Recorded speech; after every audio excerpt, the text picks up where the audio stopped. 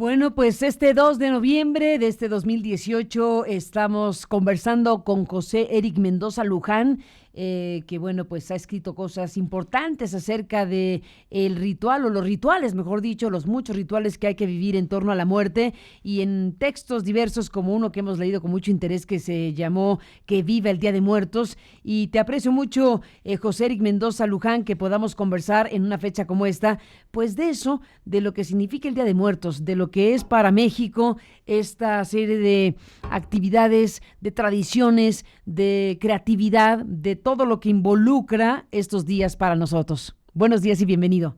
¿Qué tal? Buenos días, Carmen. Bueno, pues estamos en eso. ¿Cómo definirías como antropólogo de Lina esto que se traduce en ofrendas, en calaveritas, en fin? ¿Cómo describir el conjunto de actividades que en este instante se están realizando? Podemos verlo desde dos perspectivas. Una que sería el ritual en sí y por otro lado lo que sería la festividad o la celebración.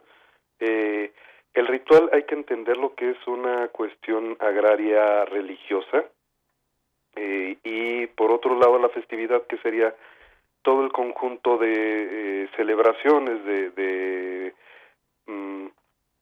maquillajes, de parafernalias que tenemos alrededor de este ritual, ¿no? Como ritual agrario, tenemos que pensar lo que se celebra precisamente en el tiempo donde se da la más grande cosecha del año, que es en otoño, y religiosamente, pues precisamente por la cuestión del calendario judeocristiano de estas fechas de fieles difuntos y de todos santos. De lo que hoy se ve y se vive a lo que en tiempos prehispánicos se hacía, ¿cuánta diferencia hay? ¿Qué persiste y qué se ha modificado esencialmente? Sí, hay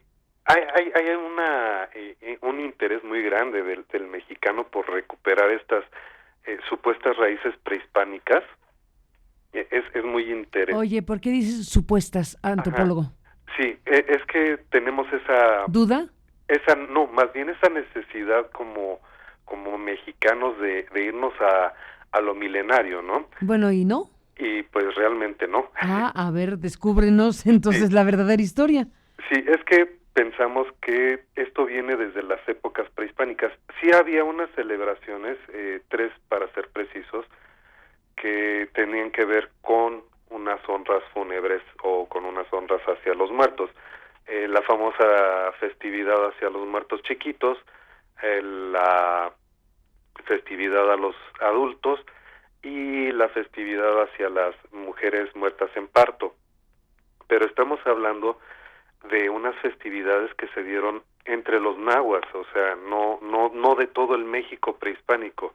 O sea, cuando hablamos de México prehispánico pensamos en únicamente este centralismo, ¿no? De los aztecas, de los mexicas, mientras que olvidamos qué pasaba en las otras culturas. En las otras culturas casi no tenemos datos fehacientes o datos que nos puedan decir. Entre los mayas se celebraba una fecha en particular para celebrar a los muertos, o entre los purépechas, o entre los olmecas, ¿no?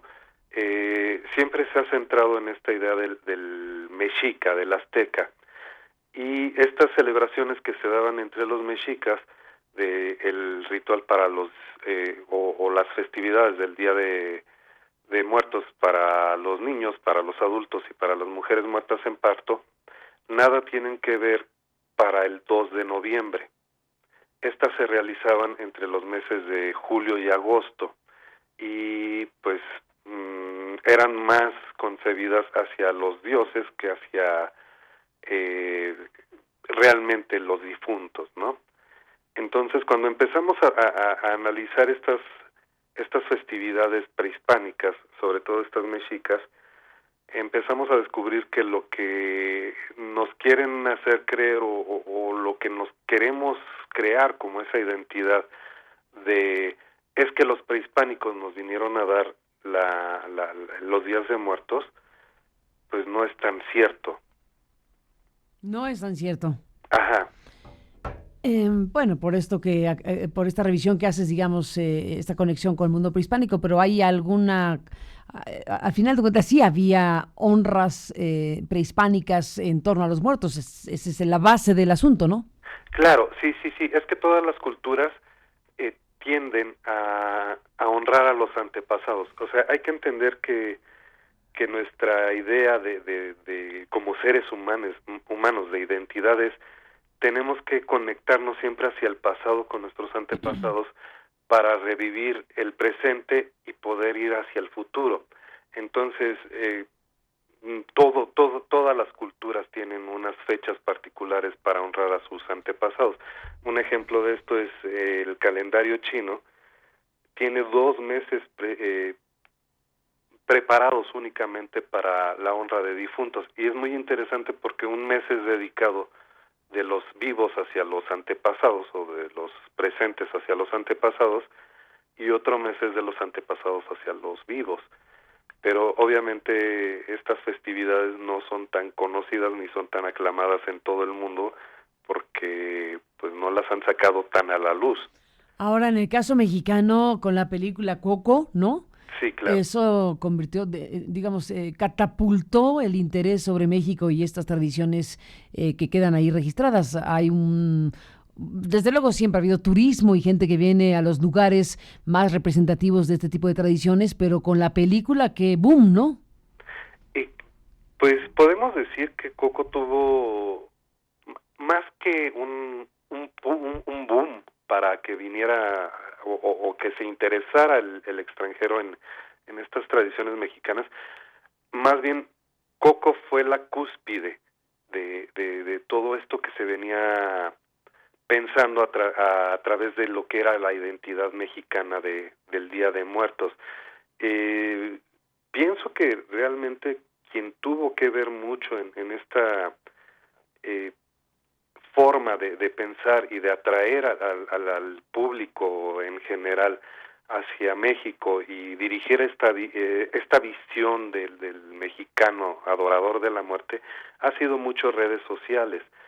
Eh, Debe de haber por ahí algún momento en el que algún extranjero vino, tomó fotos acerca de Pátzcuaro en Día de Muertos y convirtió a Pátzcuaro en un lugar de etnoturismo. Y así sucesivamente, todos los lugares en donde se celebraba o se hacía un ritual de Día de Muertos fueron promovidos como lugares turísticos para el 1-2 de noviembre. Esta idea del mexicano adorador de la muerte sí hace daño también a la identidad del mexicano, porque a final de cuentas pues no adoramos a la muerte, más bien le honramos a los antepasados. Y el mismo mexicano ha tomado esa identidad, por ejemplo con Coco. Yo me acuerdo el año pasado que me estaban preguntando también por esta película si veía que estaba bien o estaba mal. Les comentaba que pues a final de cuentas es una visión de alguien de lo que se vive en México, pero realmente cuando uno empieza a profundizar en este ritual de Día de Muertos, empieza a entender que nuestra relación del Día de Muertos o estas celebraciones va más allá, en tanto que lo agrario, ahorita hay un consumo exacerbado del maíz y se avienta para arriba en muchas regiones de México, y precisamente por eso se hace la fiesta. Vienen de otras partes del mundo, digámoslo así, la gente de la misma familia que se fueron, por ejemplo, a Estados Unidos a trabajar, regresan a sus lugares de origen. Los que están trabajando en la Ciudad de México regresan a su lugar de origen y se hace una fiesta familiar. Entonces, este ritual es la reunión de toda la familia, sería más grande que la Navidad, digámoslo de alguna forma. Y es el tiempo en donde se terminan los límites espaciales y los límites temporales, o sea, no hay pasado, presente y futuro. Los muertos regresan a la tierra, los extranjeros regresan al lugar de origen, todos nos reunimos y todos convivimos en un momento determinado. Entonces, eso no nos lo muestra Coco, aunque una parte de Coco nos muestra que es importante la familia. O sea, Coco muestra pedazos de lo que alguien pensó que era la identidad mexicana. Y eso es lo que nos están vendiendo.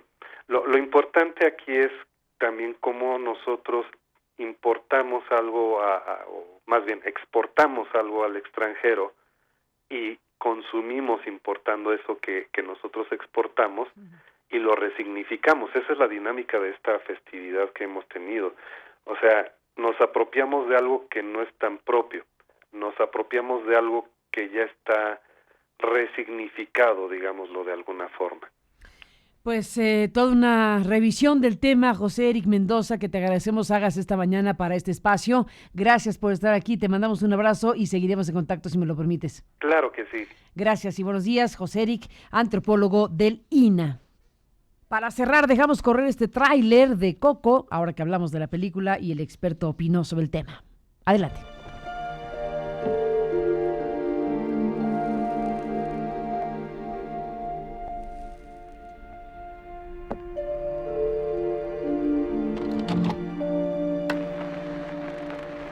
Tengo que cantar y tocar también.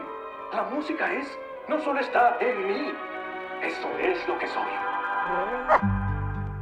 Cuando la vida me golpea, toco mi guitarra. El resto del mundo obedece las reglas, pero yo obedezco mi corazón. ¿Nunca has sentido que hay una canción en el aire que solamente toca para ti? Cerca está el amor, ya se siente su encanto. Ay, ay, ay. Nunca creí que algo así iba a llegar para mí.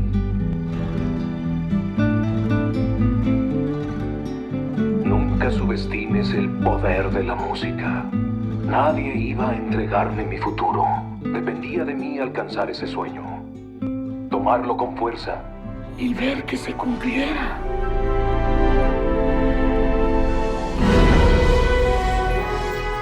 A ver, ¿quién está ahí? ¡Ay, perdón! ¿Qué sucede? Es un sueño nada más.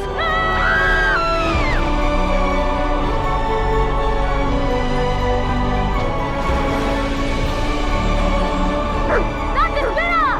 ¡Dante! ¡Dante! Quédate conmigo, amigo. No sé qué es este lugar. No es un sueño, ¿verdad? ¿En serio siguen aquí?